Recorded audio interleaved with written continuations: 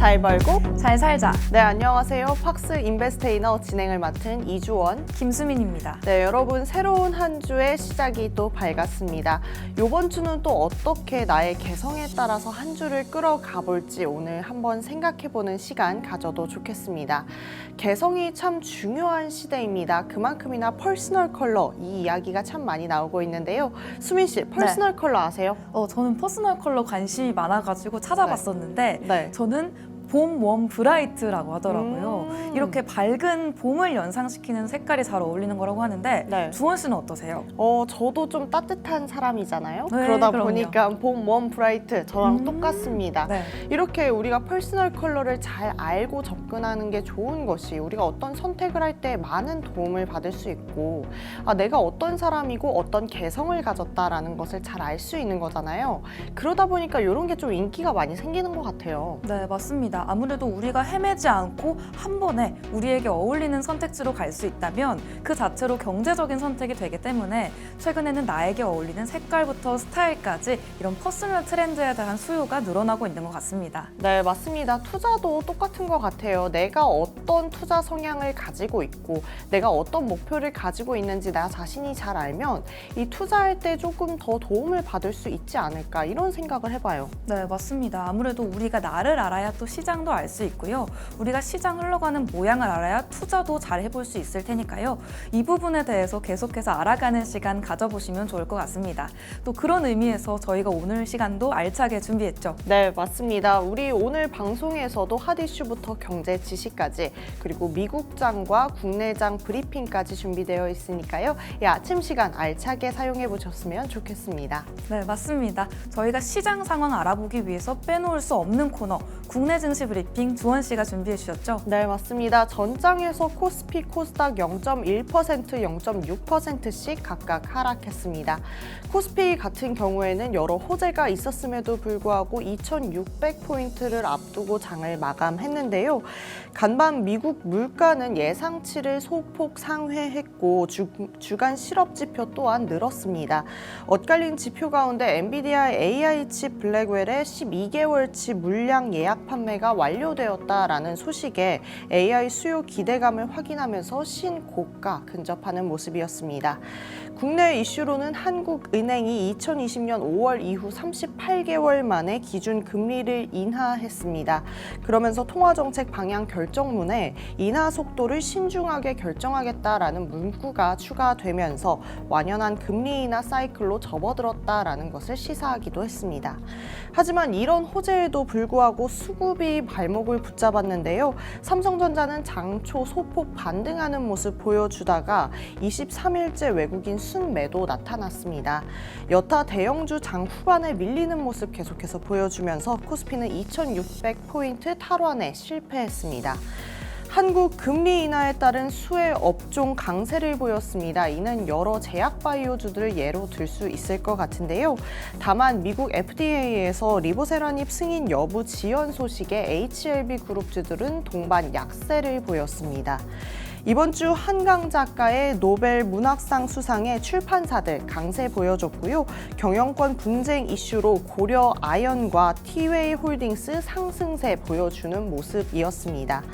테슬라 위로봇이라는 주제로 이 로보택시 데이를 진행했습니다. 가장 기대가 컸던 것은 무인택시였는데요.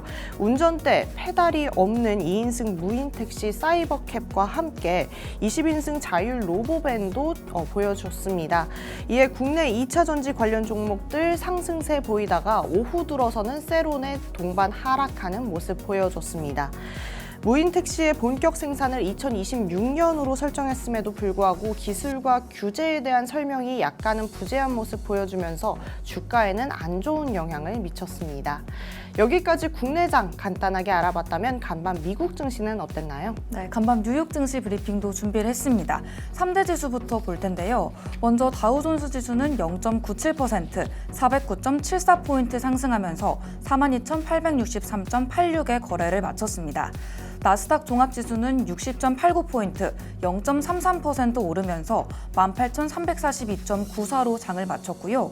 S&P 500 지수 역시 오르면서 33.98포인트, 0.61% 오른 5,815.03으로 상승 마감하는 모습을 보여줬습니다. 이번 주 시장의 주요 관심사는 9월 소매 판매 지표 발표인데요. 17일에 발표되는 이 지표가 고용 호조에 이어서 또 한 번의 호조로 기능을 할 수 있을지 귀추가 주목되고 있습니다. 미국 성장세를 유지하는 노랜딩 시나리오에 대한 기대감도 연일 커지고 있는 상황인데요. 뱅크 오브 아메리카는 9월 소매 판매가 전월 대비 0.8% 증가했을 것으로 예상을 했습니다. 이런 수치들이 예상을 뛰어넘는 호조로 이어질 수 있다는 관심도 나오고 있습니다. 또 최근에 9월 CPI가 예상을 상회하면서 인플레이션 우려가 다시 고개를 들고 있는 상황인데요.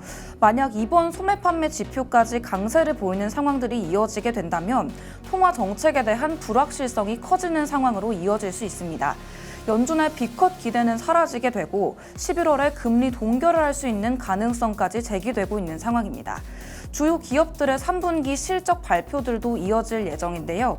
금융회사부터 기술 기업까지 다양한 실적 발표들이 예정되어 있기 때문에 이번 주가 미 경제의 상황을 가늠할 수 있는 중요한 지표들이 나오는 주간이다. 이렇게 보시면 좋을 것 같습니다. 이렇게 한 주 시작하면서 국내 증시부터 미국 증시까지 간단하게 알아보는 시간 가져봤는데요. 그렇다면 우리 시장 이끌어주고 있는 뜨거운 핫 이슈들도 알아봐야겠습니다. 주원 씨, 네. 오늘은 또 어떤 핫 이슈가 준비되어 있나요? 수민 씨, 혹시 저번 주 장에서 정말 핫했던 이슈가 있었는데 예상이 갈지 모르겠어요. 우리 수민 씨가 저번 방송에서 좀 네. 소개를 해줬었는데. 제가 소개했던 거 저는 또 기억하고 있죠. 네. 그리고 또 테슬라가 로보택시 발표한 거 가져오셨나요, 오늘? 맞아요. 바로 전장에서 우리 한국 시간으로 지난 금요일 테슬라에서 로보택시를 드디어 공개했는데요. 저는 이 영상을 좀 찾아봤습니다. 보면서 계속해서 저는 실제로 감탄을 계속해서 했어요. 정말 이게 내가 살고 있는 현재가 맞나 싶을 정도로 뭐 영화에서 보는 그런 장면들이 계속 나오고 있더라고요. 수민 씨 혹시 봤어요, 이거? 저는 못 봤는데 네. 주원 씨가 또 말씀해 주시기 전에 예상됐던 스틸컷 이미지들을 봤는데 정말 영화에 나오는 것 같다 이런 그쵸. 기분이 들더라고요. 그렇구나. 그러면 못 봤으니까 꼭 네. 오늘은 보세요. 정말 영화 같습니다. 어쨌든 사실 일론 머스크가 항상 약간은 좀 뜬구름 잡는 게 아닌가 이런 생각을 좀 하게끔 했는데 이날 이 행사를 보면서 이 사람 진짜 다 계획이 있구나 이런 생각이 들더라고요. 어쨌든 이 행사가 계속해서 진행되면서 일론 머스크 표정을 좀 잊을 수가 없습니다. 저는 일론 머스크가 어떤 이렇게 공연한 장소에 나와서 계속해서 웃는 모습을 그날 처음 봤거든요. 꼭 자기 자식들 자랑하듯이 네. 시종일관 이 미소를 좀 띠고 있더라고요. 어쨌든 이날 화제가 된 거는 이 단순 로보택시뿐만이 아닙니다. 약 20명을 태울 수 있는 밴을 또 깜짝 공개하기도 했는데요. 사실 전에 9인승에서 13인승의 밴을 공개하겠다라고 이야기는 했었습니다만 20명이 탈 수 있는 밴이었던 거는 우리가 아무도 예상치 못했기 때문에 현장 분위기가 굉장히 놀라웠습니다. 거기에 또 이 디자인 또한 굉장히 차세대적이어서 좀 일론 머스크가 뿌듯해하는 그런 모습을 계속 볼 수가 있었습니다. 어쨌든 이 로보택시 좀 포인트가 뭐일 것 같아요? 아무래도 로보택시 그 이름이 가지고 있는 특징대로 무인으로 운영된다는 점이 아닐까 싶은데요. 네, 정확히 맞습니다. 로보택시의 포인트는 무인이 될 수 있겠죠. 머스크는 우리는 자율주행 교통수단으로 매우 최적화된 사이버캡을 생산할 것을 예상한다며 2026년까지 대량으로 만들겠다라고 했습니다. 하지만 기술에 대한 소개나 구체적인 사안에 대한 언급이 없었던 것이 이 주가에 영향을 미친 것으로 보여지는데요. 사실상 행사 후에 테슬라와 함께 국내 2차 전지주들 주가가 하락하는 모습을 볼 수가 있었습니다. 근데 수민 씨, 우리가 이렇게 좋은 소식만 알 게 아니고 좀 우리가 알아야 될 이슈가 또 있었어요. 어떤 건지 혹시 예상이 가세요? 예상이 잘 안 가는데 안 네. 좋은 소식일까요? 네, 맞습니다. 안 좋은 소식입니다. 최근 안성에서 테슬라 차량이 사고가 난 것인데요. 자동차 사고가 무슨 이유가 되냐라고 하신다면 이제 들어보시면 될 것 같습니다. 경찰은 최초 사고 직후에 운전자에게 의식이 있었지만 차량 잠금 장치 등의 문제로 대피하지 못했을 가능성을 조사 중이라고 밝혔습니다. 이것이 지금 좀 신빙성이 있는 게 숨진 운전자는 30대 남성으로 충분히 도피할 수 있는 능력이 있었고요. 단독 사고인데 그런데도 이 운전자가 뒷좌석에 있는 부분까지 좀 포함을 해본다면 경찰의 이 입장 자체가 굉장히 신빙성이 있다라고 여겨지고 있습니다. 이에 여론은 이런데도 좀 전기 자동차를 패밀리카로 사용해도 되는 것이냐, 혹은 전기차 지금 정말 사도 되는 것이냐에 대한 이야기를 내고 있습니다. 테슬라가 합리적인 가격으로 새로운 모델을 출시해도 이 전기차 캐즘에 대한 것들이 해소되지 않는다면 국내에서 전폭적인 사랑을 받기에는 조금 무리가 있지 않을까 생각을 해봅니다. 어쨌든 지금 전기차에 대한 핫한 이슈 오늘도 전해드렸고요. 저의 핫 이슈 여기까지 알아보셨다면 우리 수민 씨가 준비해온 핫 이슈 한번 알려주세요. 네, 오늘 두 번째 핫 이슈도 준비를 해봤습니다. 오늘의 두 번째 핫 이슈는 바로 교촌 FMB인데요. 오늘의 핫 이슈가 교촌 FMB인 이유가 바로 협력사 맞은 영원 통보 사건 때문입니다. 주원 씨, 네. 교촌 알고 계시나요? 아, 교촌 저랑 또 예증의 관계죠. 네. 저 정말 교촌 이렇게 하는 행동을 보면 얄미워서 안 먹어야지 하다가도 네. 이 교촌 맛을 따라가는 또 그 맛을 교촌만 내는 것 같아요. 그래서 좀 교촌 하면 좀 애증의 관계다. 맞습니다. 이렇게 치킨 브랜드에서 애증의 관계로 사랑을 많이 받고 있는 브랜드였는데요. 이 치킨 프랜차이즈 본부인 교촌 FMB가 협력사들과의 계약을 무시하고 일방적으로 식용유 유통 마진을 영원으로 내렸습니다. 이런 행위가 공정위의 제재로 이어졌는데요. 이 사건이 치킨 프랜차이즈 업계에서 공급망과 협력업체 간에 이 불공정 거래 문제가 부각된 대표적인 사례로 꼽히고 있습니다. 공정위가 민생과 밀접한 업종에서의 단속을 확실히 하고 있는 상황에서 이런 불공정인 거래들을 지속적으로 감시하겠다고 예고한 바가 있었는데요. 주원 씨, 네. 그렇다면 이 치킨 브랜드인 교촌에서 가장 많이 사용되는 것 중 하나가 뭘까요? 교촌 하면 좀 달달하니까 네. 설탕인가라고 생각을 해봤는데 방금 이제 이 식용유 가격이 급등하자 이런 얘기가 나오니까 식용유가 아닐까 싶네요. 네, 맞습니다. 주원 씨가 유추원대로 식용유 사용량이 굉장히 많은데요. 교촌 FMB가 가맹점에서 사용하는 이 전용 식용유의 공급을 위해서 협력사와 최소 유통 마진 보장을 해주었고 연 단위의 계약 조건을 갱신하는 조건으로 계약을 맺었었습니다. 하지만 2021년 5월에 코로나19가 발발하게 되면서 이 전용 식용유의 가격이 급등을 했습니다. 이런 상황 속에서 교촌이 입장을 바꾸게 된 건데요. 유통 마진을 1,350원에서 0원으로 일방적으로 낮췄다고 합니다. 협력사들이 이로 인해서 7억 1,540만 원의 피해를 입게 됐고요. 같은 기간 동안 교촌의 마진은 오히려 1,000원 이상 늘어났다고 합니다. 이렇게 거래 조건이 나쁘게 변경된다면 주원 씨라면 어떨 것 같으세요? 교촌 입장을 빼고 난다면 다른 자영업자들이나 어쨌든 마진을 남기지 못하는 유통업계는 모두 힘든 상황이 될 수밖에 없을 것 같네요. 네, 맞습니다. 교촌의 독단적인 선택으로 인해서 모두가 피해를 보는 상황이 발생한 것 같은데요. 공정위는 이렇게 일방적인 거래 조건의 변경이 협력사들에게 불리한 결과를 초래했다고 봤습니다. 교촌 FMB가 거래상 지위를 남용하면서 불이익을 제공했다고 판단을 한 건데요. 이에 따라서 2억 8,300만 원의 과징금과 시정명령까지 부과하기로 결정을 했습니다. 이번 사건이 이 교촌 FMB와 협력 업체와의 불공정한 거래가 부각됐던 사건인데요. 이 치킨 프랜차이즈처럼 민생과 밀접하게 연관이 되어 있는 기업들이 이 불공정 행위를 저지르는 것을 공정위가 앞으로도 더 잘 단속하겠다는 입장을 밝혔습니다. 이렇게 우리 민생과 관련되어 있는 기업들이 앞으로도 착한 경영을 보여줘야겠다는 생각이 드는 핫이슈였는데요. 이렇게 주원 씨의 핫이슈부터 저의 핫이슈까지 우리 시장에 영향 미치고 있는 이야기들을 알아봤다면 이제는 우리 생활 속에 더 밀접하게 관련되어 있는 재미있는 이야기들 함께 나눠보면 좋을 것 같습니다. 주원 씨, 네. 오늘은 또 어떤 이야기를 나눠볼까요? 생활 속에서 참 우리가 많이 접할 수 있는 이야기 중에 좀 투자 관련한 명언들 많이 들어볼 것 같아요. 네. 수미 씨, 이 부분이 참 재밌다라는 생각이 드는데 오늘 한번 이 명언에 대해서 한번 얘기해 볼까요? 그럼. 네, 첫 번째 명언은 무릎에서 사서 어깨에 팔아라 라는 이야기입니다. 쉽게 얘기해서 저점에 사서 고점에 팔아라 라는 이야기인데요. 참 말은 쉬운데 이거를 그냥 실천하기는 좀 어려운 부분이 있는 것 같습니다. 네, 맞습니다. 아무래도 우리가 무릎에서 사서 어깨에서 팔라 이런 말 익히 들어서 알고는 있었지만 시장의 저점과 고점을 예측한다는 것이 정말 어렵게 느껴지죠. 아무래도 저점에서 살려고 했을 때는 심리적으로 불안감이 작용을 하고요. 고점일 때는 더 내려가진 않을까? 이런 불안감들이 계속해서 작용을 하는 것 같습니다. 경제가 안 좋을 때는 내려가면 어쩌지, 좋을 때면 여기서 꼬꾸라지면 어쩌지, 이런 것들이 투자자들의 고민일 것 같은데요. 이런 이유로 불안감이 커지면서 매수를 망설이게 되는 상황들이 계속 벌어지는 것 같습니다. 네, 이렇게 사람 심리가 투자에 영향을 미치는 거 보면 우리한테 이 명언이나 교훈이 참 중요하겠다라는 생각이 드는 것 같습니다. 어쨌든 우리는 좀 감정에 휘둘리지 않고 이 투자 시장을 좀 지켜야 할 의무가 있으니까요. 지금 같은 경우에는 공포에 살아 이런 이야기가 또 두각이 되고 있잖아요. 네. 그만큼이나 좀 불안한 시장에서 투자가 조금 유리할 수도 있다 이런 이야기가 나오고 있는데 이건 또 어떻게 생각하시나요? 또 아무래도 우리가 감정에 휩쓸려서 투자를 하게 되면 나중에 감정 탓을 할 수는 없잖아요. 그렇기 때문에 우리가 투자 결정을 할 때는 아무래도 데이터를 믿고 투자하는 것이 장기적으로 좋은 선택이 될 수 있겠다. 이런 말씀을 드리고 싶습니다. 네, 그럼 바로 두 번째 명언 한번 알아보도록 하겠습니다. 계란을 한 바구니에 담지 마라 이런 이야기 참 많이 들어보셨을 것 같습니다.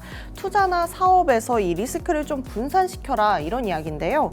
주식이든 사업이든 한 곳에 몰빵하지 말고 그곳이 좀 무너지면 잃어버릴 수 있으니까 우리가 리스크를 조금은 감수하면서 이렇게 나눠서 분산 투자를 하자 이런 이야기가 될 수 있겠습니다. 네, 맞습니다. 저희가 인베스테이너 시간에도 정말 많이 말씀드렸던 기본적인 원칙 중에 하나일 텐데요.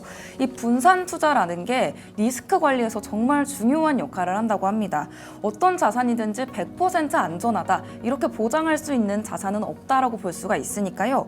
여러 자산에 분배를 해서 투자를 하게 되면 한 자산이 무너지게 돼도 다른 자산이 오르면서 균형을 맞출 수 있는 좋은 상황들이 계속해서 나타날 것 같습니다. 네, 맞아요. 예를 들어서 이 주식만 하던 사람이 채권이나 부동산에서도 일부 투자를 하게 되면 주식시장이 하락할 때 채권이나 부동산에서 좀 수익을 낼 수 있으니까요. 더 안전하다 이런 이야기를 할 수가 있겠죠. 그래서 포트폴리오라는 개념 자체가 중요해지는 거고요. 어쨌든 이 명언을 들었을 때 진짜 중요한 교훈이구나 이런 생각이 좀 들더라고요. 네, 맞습니다. 또 이 명언이 재미있는 건 우리가 여러 가지 분야에 적용을 해볼 수 있다 이런 점일 텐데요. 예를 들어서 우리가 직업을 구할 때도 다양한 기술들을 많이 습득을 해놓으면 어떤 기술이 부족하다고 느껴졌을 때도 다른 기술로 또 우리가 일을 찾을 수 있다 이런 장점이 있잖아요. 우리 인생에서도 분산 투자를 가져가는 거 이 명언이 주는 또 교훈이 아닐까 싶습니다. 그렇네요. 이 경제적인 원칙들이 우리 삶에서도 좀 적용이 된다. 이것들을 알면 생활 속에서도 더 지혜롭게 활용을 할 수 있겠어요. 네, 맞습니다. 바로 세 번째 명언으로 넘어가 볼 텐데요. 세 번째 준비된 명언은 조금 더 현실적인 이야기입니다. 돈이 일을 하게 만들어라. 이 말도 많이 들어보셨을 것 같은데요. 내가 직접 일하지 않더라도 나의 자산이 나의 돈을 벌어다 주는 이야기를 의미를 합니다.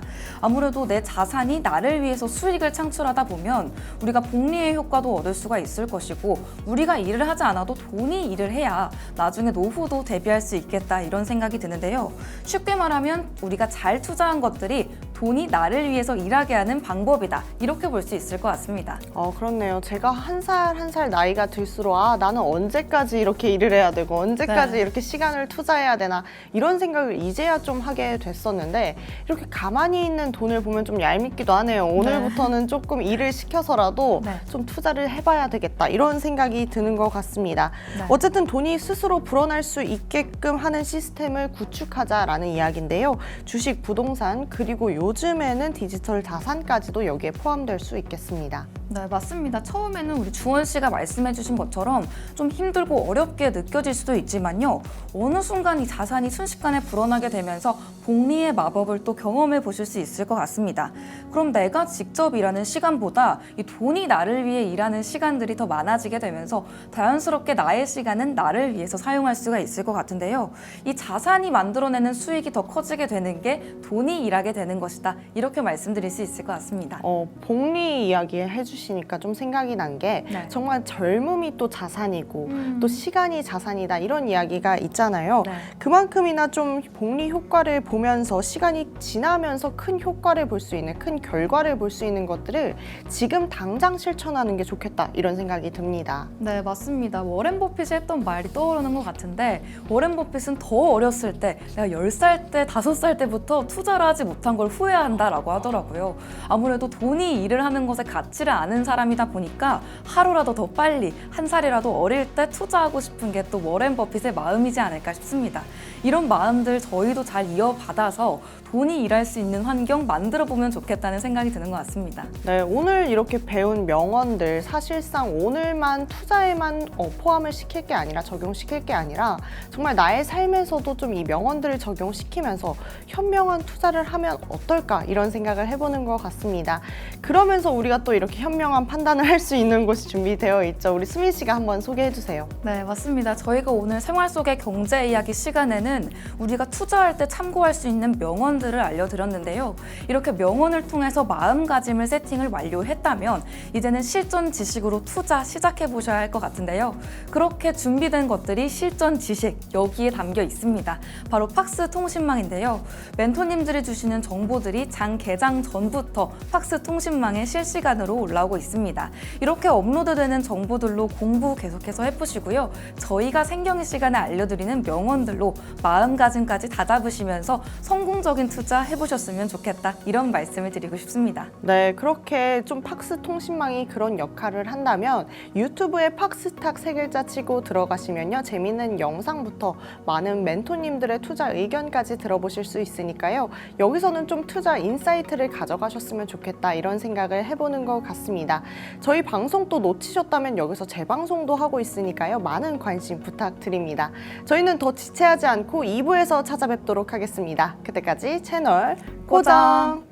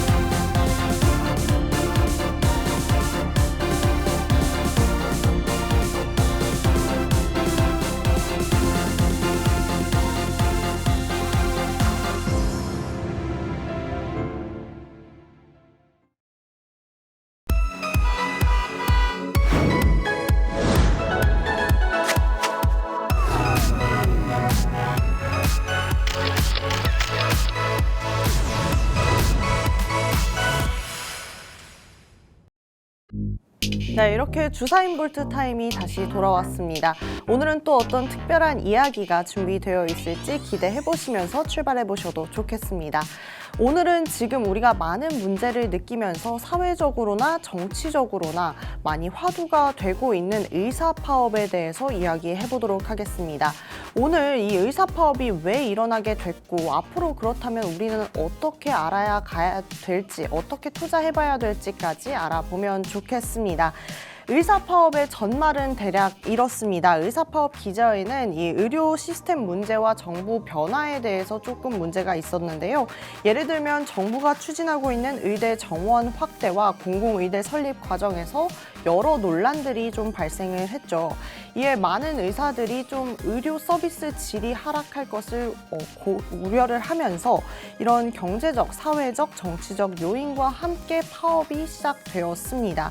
또한 과중한 업무와 그리고 의료 인프라도 약간은 부족해지면서 의사들의 파업을 부추기는 요인으로 작용하기도 했습니다. 이 상황에서 정책 변경이 의료계에 어떤 영향을 미쳤는지에 대한 충분한 논의와 합의가 이루어지지 않은 것이 이런 상황을 발생하게 했다 해도 과언이 아닐 것 같습니다. 결국 말씀드린 대로 의사 파업의 가장 주된 요인 중 하나는 정부의 의료 정책인데요. 정부는 의료비를 좀 절감하기 위해서 여러 가지 정책을 시행하고 있었습니다. 이런 정책이 현장에서 어떻게 작동하는지에 대한 고려가 좀 정부 입장에서 조금 부족했다라고 느꼈을 수 있는데요. 예를 들면 앞서 말씀드린 것처럼 대학 정원 확대 정책이 좀 시행되었을 때 이 의사들은 이로 인해서 의료 서비스 질이 좀 하락할 것을 걱정하기도 했죠. 거기에 과중한 업무에 더불어서 좀 불충분한 보상 역시나 좀 이런 문제가 되기도 했습니다. 제 친구 중에 의사인 친구가 있는데요. 이 친구의 하루의 삶을 보면 정말 팍팍합니다. 뭐 잠을 잘 수 없는 것은 당연하고요. 하루 온종일 이 연락을 기다려야 합니다. 딱히 쉬는 시간도 없는 느낌이라고 볼 수가 있습니다. 그 정도로나 조금 힘든 부분이 있는데 지금 같은 경우에는 이 보상 자체도 그렇게 충분하다고 볼 수 없는 상황이라고 볼 수가 있는 거겠죠. 이런 상황에서 정작 많은 피해를 받고 있는 건 환자들일 것 같습니다.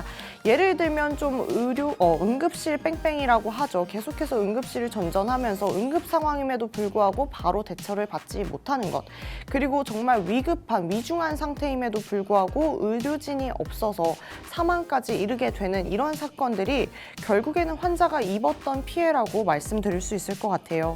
이에 최근 열린 국정감사에서 참고인으로 출석한 환자와 노동자들이 의대 증원과 전공의 사직으로 인한 피해를 호소하면서 정부와 대화에 나서기도 했습니다.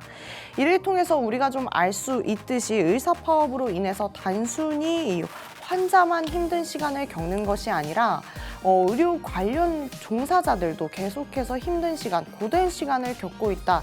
이것을 우리가 좀 알 수 있겠죠. 이런 문제는 어쨌든 비단 한국만의 문제는 아닌 것으로 보여지고 있습니다. 현재 슬로바키아에서도 의료 종사자들이 정부 예산 삭감을 반발하면서 파업을 좀 시사하는 모습도 보여줬습니다. 지난 30일 이 의료노동조합 회장은 기자회견을 열고 정부가 국가 재정 적자를 좀 피하기 위해서 의료 종사자들의 급여를 삭감한 것을 비판했습니다. 사실상 간호사와 조산자를 포함한 모든 의료 종사자들은 시민의 건강을 많은 부분을 좀 담당하고 있죠. 그런데 이들의 임금을 삭감한다면 안 그래도 이 일이 힘들고 고된데 이들의 사기가 떨어질 것이다. 이렇게 이야기를 한 것입니다. 이런 상황에서 결국에 이렇게 계속 진행이 된다면 지금 국내에서 일어나고 있는 문제처럼 그 모든 피해는 환자가 받을 수밖에 없는 상황이 연출될 수도 있겠다. 이것을 좀 우려할 수도 있겠어요. 그러면서 의료 시스템의 불안정은 인력들이 해외로 진출할 수 있는 그런 서비스 질 저하까지도 일으킬 수 있다라고 이 회장은 이야기를 했습니다. 그러면서 다른 부분으로는 예산을 절감할 수 있는 구체적인 좀 대안을 제시를 했는데요. 이 대안들은 결국에는 서비스 질에는 피해를 끼치지 않는 선에서 좀 제시를 한 것으로 보여집니다. 지금 한국은 계속해서 파업을 하고 있습니다. 정말 많은 환자들이 이로 인해서 좀 피해를 받고 있는데요. 이렇게 파업하지 않고 근무 중인 의료인들도 계속해서 고된 시간을 겪고 있죠. 그러면서 지금 좀 문제가 심화된 것은 바로 의사 블랙리스트입니다. 사실상 지금 응급실에 남아있는 의사의 수가 현저히 적고요. 갈등의 장기화 속에서 위태로운 응급 의료 상황이 좀 지속되고 있습니다. 그런 가운데 이 의료진의 신상 정보를 담은 블랙리스트를 걱정하는 의사들 또한 굉장히 많아서요. 의사를 충원하기 위해서 노력은 하고 있지만 이 병원 측에서 채용 자체를 약간은 조심스러워하고 있는 모습이기도 합니다. 응급실에서 있어야 하는 최소 인원의 의료인이 있는데 이 인원조차도 좀 보장되지 않는 상황에서 어쩌면 계속해서 이 응급 상황에 대응할 수가 없는 여건이 주어질 수도 있겠다라는 것입니다. 요즘 응급실 뺑뺑이라는 이야기가 계속해서 나오고 있습니다. 앞서 잠깐 말씀드리기도 했지만 이 응급실 뺑뺑이는 결국 위중한 상태의 환자가 의료진이 없어서 이곳 저곳을 돌게 되어 있는 이런 상황을 이야기하고 있는 건데요. 저는 사실 뭐 이걸 겪어본 적이 있어요. 의사 파업때가 아니긴 한데 제가 지방 내려갔을 때 너무 머리가 아프고 눈이 잘 안 보이는 거예요. 그래서 저는 이게 눈이 안 보인다에 초점을 맞추고 이제 응급실에 가서 눈이 잘 안 보여요. 이렇게 이야기를 했더니 저희가 안과 의료진이 없어서 다른 병원을 가셔야겠습니다 하면서 제가 여러 병원을 좀 돌았거든요. 그 과정에서 제가 이제 정말 머리가 아픈 게 부각이 되면서 쓰러졌어요.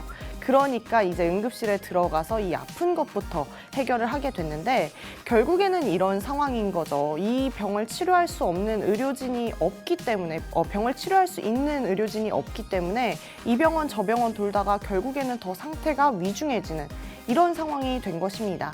이 상황에서 좀 수민 씨한테 궁금한 것 같습니다. 수민 씨, 이 의사 파업에 대해서 좀 많이 관심이 있었나요? 아무래도 뉴스에서 계속 나오고 있고 주원 씨가 말씀해주신 대로 응급실 이 상황이 굉장히 위중하기 때문에 맞아요. 아무래도 계속 관심을 가질 수밖에 없는 것 같습니다. 혹시 의사 파업 때문에 좀 뭔가 몸소 느낀 게 있어요? 몸소 느낀 건 없는데 주변에 만약에 위중하게 아픈 사람이 있다, 응급수술을 앞두고 있다라고 하면 수술 일정이 계속 딜레이되는 경우들이 있다고 해서 이런 의사 파업이 사실 생명에까지 영향을 줄 수 있지 않나 이런 생각이 들었습니다. 네, 맞습니다. 의사 파업 하면 좀 그럴 수 있는데 의사 파업 좀 어떻게 조속히 해소가 됐으면 좋겠다 이런 생각을 해봤어요. 아무래도 우리가 일을 하는 과정에서 파업이 계속해서 벌어지고 있는데 의사의 경우에는 일을 그만두고 나가는 행위 자체가 이 국민들의 생명에 보장을 해주지 못하는 부분이 있다 보니까 이런 부분들을 해결하면서도 어떻게 이 둘 간의 갈등을 해소할 수 있을지 그 부분이 계속 염려가 되는 부분인 것 같습니다. 네, 맞습니다. 우리가 이렇게 염려하는 것뿐만 아니라 이걸 결국에 투자로 연결시켜야 되잖아요. 네. 그 얘기를 지금 조금 해보고 다시 돌아오도록 하겠습니다. 우리는 결국에 이런 상황에서도 좀 걱정만 할 뿐만 아니라 계속해서 어떻게 투자를 해야 될지, 우리는 또 어떻게 살아가야 될지에 대한 생각을 해봐야겠죠. 정부는 이렇게 파업이 계속되면서 결국에는 의료 공백을 채우기 위해서 비대면 진료에 대한 가능성, 그것들을 높이고 있습니다. 그러면 당연하게 비대면 진료 관련 기업들의 주가는 급등할 수밖에 없겠죠. 조금은 슬픈 이야기지만 이 의사 파업 이후로 원격 의료 관련주 누적 수익률이 이렇게 급등하는 모습을 우리가 볼 수 있겠습니다. 어쨌든 그럼 지금부터 이 원격 비대면 진료 관련 기업들을 좀 살펴봐야 될 것 같습니다. 첫 번째는 케어랩스입니다. 주요 사업은 병원 진료 예약 플랫폼 굿닥을 운영하고 있고요. 지금 투자 포인트로 좀 볼 수 있는 부분은 높은 시장 점유율과 다양한 기관과 의료진과의 이 연계, 그리고 정부 정책 흐름에 부합한 사업 모델이다. 요거까지를 좀 볼 수 있을 것 같습니다. 아마 이 비대면 진료가 확대되고 인력난이 심화가 된다면 케어랩스에서 제공하는 플랫폼에 많은 사용자가 몰리지 않을까 이렇게 예상해 볼 수도 있겠습니다. 그 다음은 유비케어입니다. 유비케어 역시나 케어랩스와 똑같이 동일한 플랫폼을 진행하고 있는 사업을 하고 있는데요. 유비케어 역시나 조금 같은 플랫폼을 진행하고 있긴 하지만 다른 부분에서는 케어랩스가 조금은 압도적인 모습입니다. 하지만 유비케어를 그럼에도 불구하고 가져온 이유는 해외 진출에 대한 가능성을 가지고 있기 때문입니다. 그 다음 좀 보도록 하겠습니다. 그 다음으로는 이지케어텍과 라이프 시멘틱스를 가지고 왔습니다. 두 기업 모두 소프트웨어 개발사로서 개인 건강 기록과 이 플랫폼을 기술을 가지고 있다라고 말씀드릴 수 있겠는데요. 의료 파업은 결국 의사의 업무량만 늘어나는 것이 아니고 의료 종사자 모두 이 인력이 부족해지는 것이기 때문에 이런 전산 업무에 해당하는 부분까지 이 플랫폼이 개선시켜주고 보완시켜줄 수 있다면 계속해서 이 기업들이 좀 수혜를 받지 않을까 이런 생각을 해보게 되는 것 같습니다. 수민 씨, 혹시 이 기업들을 보면서 관심이 가는 게 있나요? 앞서서 말씀해 주셨던 굿닥 운영하는 이 회사 케어랩스, 네. 제가 아플 때 병원에 많이 갔었는데요. 이비인후과가 줄이 정말 깁니다. 그래서 이 줄을 대신 기다려주는 게 이 굿닥 이런 똑딱 이런 시스템이라고 하는데 여기서 이런 시스템들을 계속 활용할 수 있다라고 하면 네. 우리 일상 속에서 봤던 거니까 네. 또 내가 아는 분야니까 좀 투자해볼 수 있지 않을까? 이런 생각도 드는 것 같습니다. 네, 맞아요. 어쨌든 현대인은 자기 시간이 굉장히 중요하잖아요. 그런 부분에 있어서 이런 것이 그나마 좀 해소가 된다고 하면 이 기업들이 좀 관심 받을 수 있을 것 같아요. 네. 어떻게 좀 우리 수민 씨 오늘 의사 파업 이런 걸 좀 들어보면서 결국에는 투자까지 우리가 이렇게 귀결을 시켜봤는데 네. 좀 투자에 관심이 가시는 것 같아요? 또 우리가 이런 이슈들 사실 많이 들어왔었는데 음. 이런 아이디어를 투자 인사이트까지 옮겨오는 과정은 또 우리가 해보지 못했을 거라는 생각이 들어서 네. 우리 주원 씨의 퀴즈 타임과 함께 하면서 호재든 악재든 그 속에서 내가 투자 아이디어를 찾아내볼 수 있다면 좋은 소식일 수 있겠다 이런 생각을 해보는 것 같습니다. 네, 맞습니다. 우리 시청자 여러분도 이렇게 좀 생각의 확장을 이루어갔으면 좋겠다라는 생각을 해보는데요. 오늘 이렇게 좀 의사 파업을 이야기를 하면서 결국에는 어느 기업에 좀 투자를 해야 될까까지 우리가 생각을 해봤습니다. 이 투자 인사이트 가져가시는 거 어렵지 않아요. 항상 우리가 좀 봤을 때 일상생활에서 이런 드라마가 잘 나가네라고 했을 땐 좀 엔터에 관심을 기울여 보셔도 좋고 최근에는 한강 작가가 또 노벨 문학상을 수상했잖아요. 이런 경우에는 또 출판사가 잘 나가줍니다. 이런 것들을 좀 투자 인사이트를 넓혀가면서 시각을 넓혀가면서 투자를 해보시면 더욱더 다양한 투자를 할 수 있겠다라는 생각이 드는 것 같습니다. 더불어서 이 투자 인사이트 가져가시기에 적합한 공간 준비되어 있으니까요. 이 팍스 통신만 가져가시면서 계속해서 하루하루 놓치지 말고 시사 이슈까지 가져가셨으면 좋겠습니다. 저 주사인 볼트는 여기서 물러가지만 바로 수민 씨 나와서 수민이 재미있는 경제 이야기 시간 준비되어 있으니까요. 그때까지 채널 고정!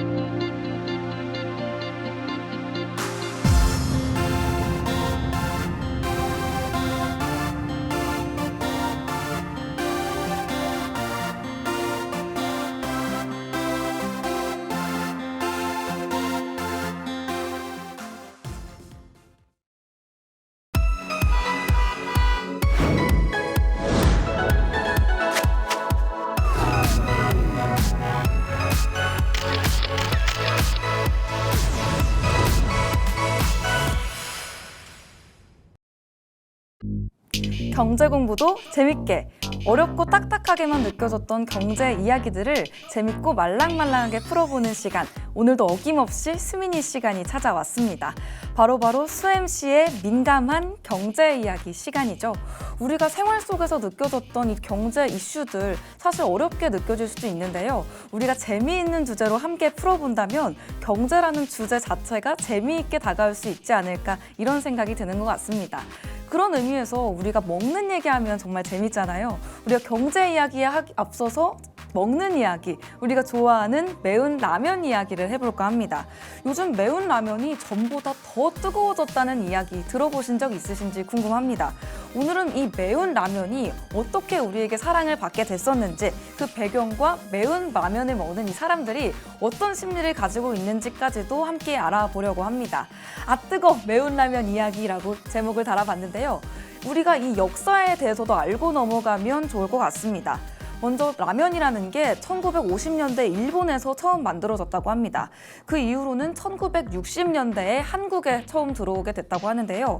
당시에는 간단하게 배를 채울 수 있는 서민 음식으로 자리를 잡았다고 하는데 1960년대에 있던 이 라면이 소금 맛, 우리가 흔히 아는 짠맛에 불과했었다면 우리가 매운맛을 사랑하는 민족이지 않습니까? 그래서 이 매운 음식 사랑으로 매운맛이 첨가되게 되면서 1990년대에는 매운맛 라면이 자연스럽게 등장을 했다고 합니다. 이 매운 라면이 본격적으로 인기를 끌기 시작한 것도 이 1990년대 중반부부터라고 하는데요. 그때부터 이 매운맛이라는 독특한 매력이 라면 속으로 스며들 수가 있었고요. 이후로 계속해서 이 매운 라면의 인기가 높아졌다고 합니다. 저는 이 매운 라면을 정말 좋아하는 사람 중에 하나인데요. 저처럼 이렇게 매운맛을 좋아하는 사람들, 매운맛을 왜 끌리는지 궁금하지 않으신가요? 바로 이 질문에 답해 보도록 하겠습니다. 왜 매운 라면이 인기 있을까? 저를 포함해서 외국인 분들도 이 매운맛의 매력에 빠지고 있다고 하는데요. 매운 라면을 먹을 때 왜 이렇게 중독성이 강한지 몇 가지 이유로 정리를 해봤습니다. 첫 번째로 매운맛은 쾌감을 준다. 이렇게 말씀드릴 수 있을 것 같은데요. 매운맛이 사실은 통증이라고 합니다. 혀에 있는 통각 수용체가 이 자극을 받게 되면서 고통을 느끼는 것이 맛이라고 착각을 하는 건데 원래 이 뇌가 이 고통을 해결하기 위해서 엔돌핀이라는 호르몬을 분비를 한다고 합니다. 이 호르몬이 나오면 우리가 쾌감을 느낄 수 있게 되는데요. 우리가 매운맛을 먹어서 통각을 느끼게 되니까 매운맛을 먹을 때 엔돌핀이 나온다. 이렇게 이해해 보시면 좋을 것 같습니다. 그래서 우리가 매운 라면을 먹고 나면 속이 좀 시원하다, 속이 좀 풀린다 이런 느낌을 받지 않을까 싶은데요. 매운맛이 쾌감을 주는 게 첫 번째 이유였다면 두 번째 이유는 도전 정신입니다. 우리가 매운맛을 사랑하는 이유가 왜 도전 정신에 있지 싶으신 분들도 계실 것 같은데요. 요즘에는 이 매운 음식을 먹고 고통을 견디는 챌린지들이 유행을 하고 있다고 합니다. 매운 라면을 먹으면서 눈물이 나고 콧물이 나고 심지어는 고통스러워하면서도 이 끝까지 먹어내는 것 자체로 성취감을 느낀다는 게 그 이유인데요. 이런 심리 때문에 매운 라면이 계속해서 인기를 끌고 있는 게 아닐까 싶습니다. 그렇다면 주원 씨도 네. 이렇게 이유들 많이 설명해 드렸는데 네. 매운 라면 좋아하시나요? 저는 매운 라면을 좋아하는데 제 자신과 항상 싸워요. 제 몸이 오. 싫어해가지고 저는 먹고 싶은데 먹고 네. 나면 이제 몸에서 야 먹지 마라 이러면서 이제 막 뱉어버리려고 네. 하는 그런 좀 일들이 있는데 그럼에도 불구하고 매운 라면이 말씀하신 것처럼 좀 도전 정신을 일으키기도 하고 네. 괜히 좀 자부심 생기잖아요. 거기다가 조금은 좀 중독되는 느낌? 그런 느낌을 받기 때문에 계속해서 찾게 되지 않나? 이런 생각을 해요. 네, 맞습니다. 아무래도 주원 씨가 말씀해 주신 것처럼 매운맛이 통각이다 보니까 우리 혀는 또 먹고 싶지 않을 수가 있어요. 그럼에도 불구하고 우리가 중독성을 느껴서 계속 사랑하게 되는 게 매운 라면이지 않을까 싶은데 이런 매운 라면의 인기에 힘입어서 계속해서 다른 라면들이 출시가 되고 있습니다. 우리가 매운 라면의 종류하면 생각나는 것들이 정말 많은데 이렇게 세 가지를 가져와 봤습니다. 정말 매운 라면의 종류가 점점 많아진다는 게 실감이 되는 부분인데 대표적으로는 우리가 불닭볶음면 같은 라면들이 굉장히 유명하죠.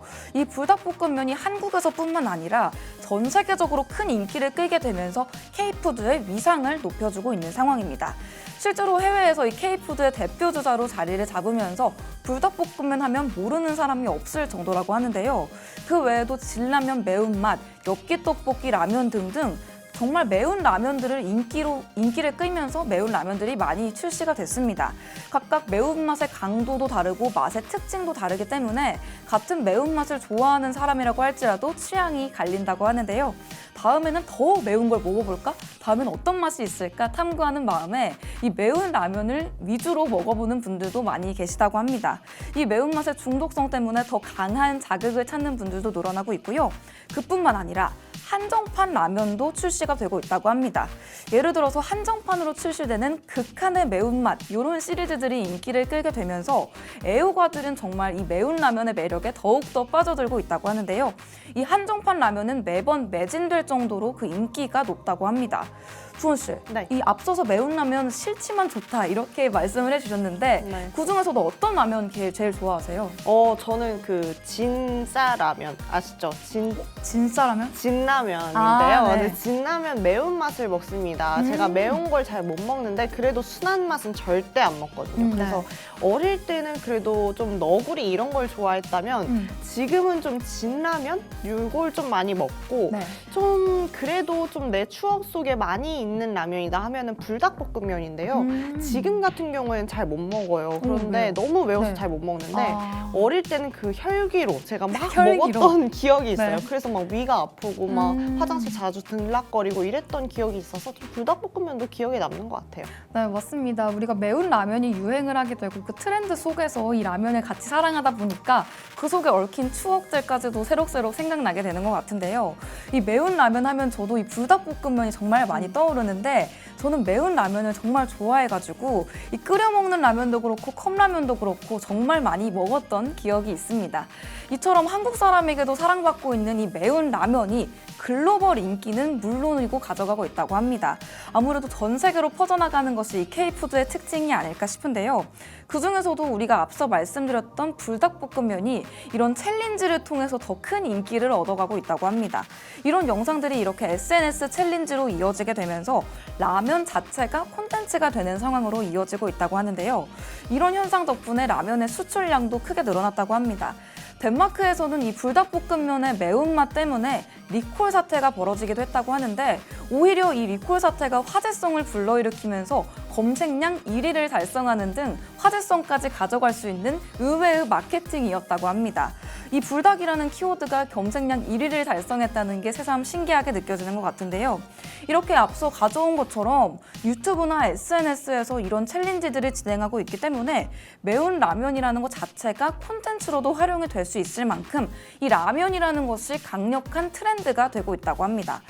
마지막으로 우리가 매운 라면의 미래에 대해서도 살펴봐야 되겠죠. 앞으로도 이 매운 라면이라는 게 다양한 맛의 조합 그리고 새로운 형태로 발전할 가능성이 큽니다. 예를 들어서 더 고급스럽게 발전한 프리미엄 매운 라면이 나오거나 우리가 건강을 생각하는 트렌드가 또 요즘 나오고 있기 때문에 건강을 생각하는 매운맛 라면 이런 게 나올 수도 있겠고요. 우리가 제로 트렌드도 있으니까 상상력을 좀 더 발휘해보면 매운맛인데 제로까지 가져간 제로 라면이 나올 수도 있겠다. 이런 생각이 드는 것 같습니다. 또 앞으로도 이 매운 라면이라는 게 우리에게 도전 정신을 주는 과제로도 남을 것 같은데요. 사람들이 매운 라면을 통해서 새로운 자극을 찾아볼 수도 있겠고 그 고통을 이겨내는 과정에서 우리 주원 씨가 말씀해 주신 것처럼 성취감을 느껴볼 수도 있겠으니까요. 앞으로도 이런 도전 정신을 자극하는 매운 라면들이 미래의 먹거리가 되지 않을까 이런 생각이 드는 것 같습니다. 우리 K푸드 시장에서 매운 라면의 인기가 나날이 높아지고 있는 만큼 앞으로는 어떤 매운 라면이 나오면 좋을지 생각해보는 시간 가져보면 좋을 것 같은데요. 우리 주원 씨, 네. 주원 씨는 앞으로 어떤 매운 라면이 나오면 좋겠다 이런 생각 해보신 적 있나요? 매운 라면 정말 계속해서 더 매워지면 저 같은 경우 끝까지 갈 수 있거든요. 그래서 네. 저의 건강을 생각해서 이제 그만 매워도 되니까 네. 수민 씨가 말한 것처럼 제로 라면 네. 좀 나왔으면 좋겠고 그와 더불어서 한 개 너무 적지 않으신가요, 맞아요. 여러분? 1.5개가 나왔으면 좋겠다 이런 생각을 해보는 것 같아요. 한 개 먹고 배부를 수 있는 사람은 저는 별로 없다고 그럼요. 생각을 해요. 사실상 라면 하나에 김밥 하나 이게 조금 맞습니다. 국룰이잖아요. 네. 그래서 1.5인분 나왔으면 좋겠다. 진짜 좋은 아이디어라는 생각이 드는 게 네. 우리가 불닭볶음면 먹을 때 매워가지고 다른 탄수화물을 많이 곁들이잖아요. 네. 그러면서 배가 불러가지고 못 먹는 경우도 있고 우리 먹방 유튜버 분들은 여러 개를 끓여서 먹기도 하는데 1.5배 라면이 나온다면 정말 먹방 하시는 분들에게는 정말 좋은 소식이지 않을까 이런 생각이 드는 것 같습니다. 우리가 매운 라면 먹으면서 정말 많은 이야기를 해볼 수가 있을 텐데요. 그만큼이나 매운 라면이라는 게 우리 한국 음식에서 빼놓을 수 없는 분야여서가 아닌가 싶습니다. 오늘은 우리 매운 라면에 대해서 이야기를 나눠보는 시간을 가져봤는데요. 우리 생활 속에 가까이 있었던 이 매운 라면, 저번 시간에 말씀드렸던 냉동 김밥 같은 분야들이 이제는 해외로 수출이 되게 되면서 우리나라의 경제를 견인하는 모습까지 이어지고 있는데요. 우리 수민이 시간이 재밌게 알아보는 경제 이야기다 보니까 오늘은 또 라면에 대한 이야기를 하면서 우리 K푸드가 어떻게 성장하고 있는지까지 알아보는 시간을 가져봤습니다. 이 매운 라면이라는 게 우리 일상 속에서 주는 자극, 굉장히 재미있다 이렇게 말씀드릴 수 있는 만큼 앞으로 어떤 매운 라면들이 등장하게 되는지 우리 시청자 여러분들도 주목해 보시면 좋을 것 같다는 생각이 듭니다. 우리 수민이 시간 오늘 마치면서 우리 라면 이야기 해봤는데 네. 우리 주원 씨 오늘 라면 먹고 싶지 않으신가요? 맞아요. 라면 진짜 지금 바로 가서 먹어야겠다 이런 생각도 들고 네. 결국에는 정말 우리 일상생활 속에서 투자 인사이트 가져와야겠다 이런 생각이 너무 많이 드는 것 같습니다. 네. 어느 것 하나 그냥 지나갈 것 없고 내 투자에 접목을 좀 시켜보면 네. 내가 계속해서 성장할 수 있는 밑바탕이 될 수 있겠다 이런 생각을 해봤습니다. 네, 맞습니다. 우리 주원 씨가 말씀해 주신 대로 오늘의 수민이 시간, 인베스테이너 시간은 여기서 인사드리지만 우리가 투자 인사이트 찾아보고 경제 공부하는 시간은 끝나지 않는다는 점 알아주시면 좋을 것 같습니다. 더불어 본 방송에서 제공해드리는 정보는 투자 판단에 대한 조언일 뿐 해당 종목의 상승 또는 하락을 보장하지는 않는다는 점 유의해 주시면 좋겠습니다. 그럼 저희는 다음 이 시간에 또 알찬 소식으로 인사드리도록 하겠습니다. 시청해주신 여러분 고맙습니다.